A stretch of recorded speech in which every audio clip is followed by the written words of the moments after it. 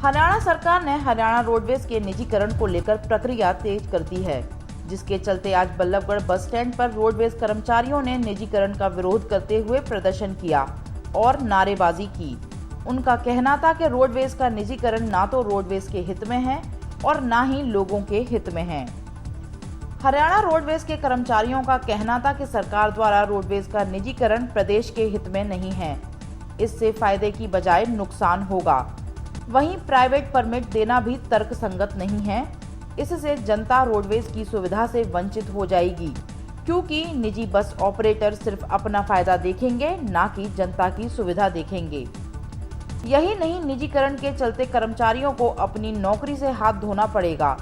कर्मचारियों ने उदाहरण देते हुए बताया कि अभी हाल ही में रोडवेज की बसों ने प्रवासी मजदूरों को मुफ्त उनके राज्यों तक पहुंचाया है और अगर रोडवेज प्राइवेट हाथों में होती तो ऐसा संभव नहीं होता।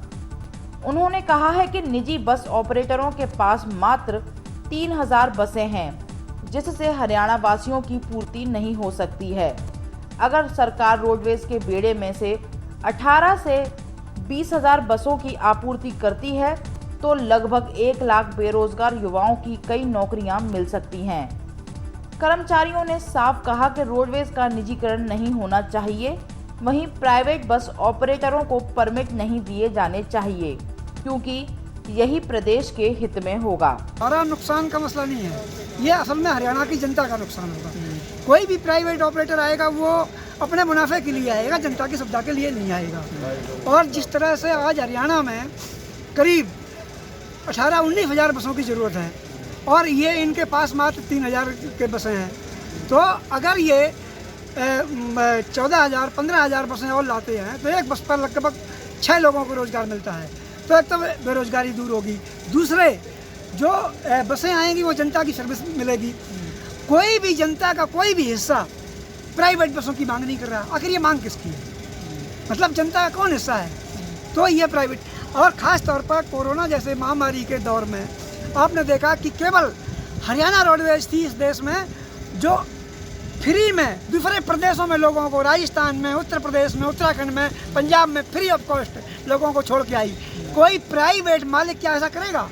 नहीं किया। और ये पूरे इस कोरोना के दौर में, महामारी के दौर में किसी भी एक प्राइवेट मालिक ने कहीं एक भी बस चलाई हो, अगर चलाई भी है तो लोगों से 1.5 गुने 2 गुने पैसे लिए हैं। तो इसलिए ये किसी भी तरीके से जितना सरकारी सेक्टर मजबूत होगा उतनी जनता की सुविधा अच्छी रहेगी। इवन स्वास्थ्य के मामले में भी स्पेन की सरकार ने पूरा स्वास्थ्य विभाग का राष्ट्रीयकरण कर दिया। हम ये चाहते हैं कि हिंदुस्तान की सरकार भी सरकारी सेक्टर को मजबूत करे और इनको बेटर करे। एक ये कहना है। दूसरा ये हमारी और बात है ये कि फरीदाबाद डिपो में भी जो लॉकडाउन के नियम हैं उनकी तरफ से यहाँ काम नहीं हो रहा। डीसी फरीदाबाद ने ये कॉपी है 4 जून को उसने जारी किया कि यहाँ पर 30% कर्मचारियों को बुलाना है और हमारा जीएम आदेश कर रहा है कि 100% को बुलाना है, क्योंकि 100% बोलेंगे तो यहाँ तो बीमारी को मौत के मुंह में हमें धकेला जा रहा है। न्यूनतम हमारे कर्मचारियों के पास ना तो मास्क दिए गए, ना सैनिटाइजर है उनके पास, ना जो रोड पर सवारी बैठ रही है उनकी स्क्रीनिंग हो रही है, ना उनकी आईडी। जो सरकार ने गाइडलाइंस जारी किया है कि जो भी रोडवेज की बसों में बैठेगा उस पर आईडी प्रूफ, उस पर हैंड सैनिटाइजर और मास्क होना चाहिए और कंडक्टर लिखेगा उनके बाकायदा नाम नोट और उनके मोबाइल नंबर, आईडी, ताकि अगर कोई बीमारी की बात हो तो उनको ट्रेस किया जा सके। यहाँ पे कोई बैठ जाओ, किसी पे आ जाओ कहीं, और ओवरलोड का गाड़ियाँ जा रही हैं, मतलब ये सोशल डिस्टेंसिंग का भी ख्याल नहीं है। तो हम ये जानना चाहते हैं कि यहाँ पर जीएम का कानून चलेगा कि डीसी फरीदाबाद का चलेगा? डीसी से भी पूछा जाना चाहिए कि तुम्हारे नीचे काम करने वाले जिले के दफ्तर में ये कॉपी 100% लोगों को कैसे बुलाया? क्या आपकी जानकारी में है भी कि नहीं है? ये मीडिया वाले के लोगों का भी सवाल है कि रोडवेज में 100% लोगों को कैसे बुलाया गया, जब आप ये कह रहे हो कि 30% लोगों को बुलाना है। हरियाणा में सरकार जो प्राइवेट परमिट लेके फिर के आ रही है, 2016 में सरकार ने ये पॉलिसी को गलत ठहराते हुए और ये कहा था, जनता में ये कहा था कि भाई ये पॉलिसी गलत है, और जनता ने भी इस पॉलिसी को पहले नकारा था। जो प्राइवेट सोसाइटी है इसके लिए आज हम प्रोटेस्ट कर रहे हैं। सरकार कह रही है कि हम इनको फिर कैसे परमिट देना चाहते हैं। ना किसी जनता की डिमांड है, ना किसी कर्मचारी की डिमांड है। और गाँव में हमने पहले पीछे कैंपेन चलाया था आम नागरिकों से, किसी ने भी इस प्राइवेट परमिट की कोई डिमांड नहीं रखी है। लोगों ने इसको पूर्ण रूप से नकारा था, फिर भी सरकार हड़धरनी पर लगी हुई है। ऐसा क्या है जो इनको परमिटों को दोबारा देना चाहती है? तो सरकार से, हमारे माननीय मुख्यमंत्री जी से, परिवहन मंत्री जी से ये कहना है अब समय रहते हुए इस बात को सीरियस लिया जाए, क्योंकि अगर सीरियस नहीं ली गई तो आने वाले समय में हरियाणा रोडवेज का कर्मचारी फिर कैसे लामबंद होगा, और इसके जिम्मेवार सिर्फ और सिर्फ परिवहन मंत्री जी और मुख्यमंत्री जी होंगे, ना कि रोडवेज का कर्मचारी होगा। सरकार अपने ही वादा खिलाफी कर रही है। पहले जो है चुनावों के समय आपसे वादे किए गए बहुत सारे हैं, लेकिन अब वादे शुरू कर रही है।